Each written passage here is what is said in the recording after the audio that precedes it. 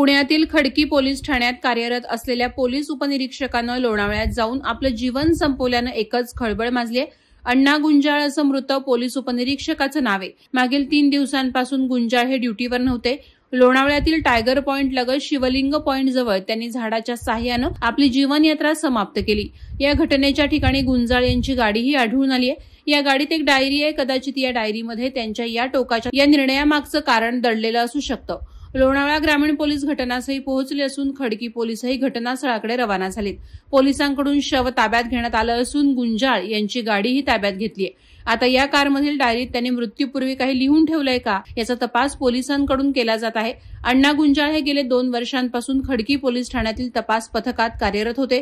ते मूळचे अहिल्यानगरमधील संगमनेर येथील आहेत. ते 3 फेब्रुवारीपासून रजेवर होते. त्याबाबत त्यांनी पोलीस ठाण्यात काही कळवलं नसल्याचं वरिष्ठ पोलीस निरीक्षक दिलीप फुलपगारे यांनी सांगितलं. वादळवारा लाईव्हसाठी न्यूज ब्युरो, लोणावळा.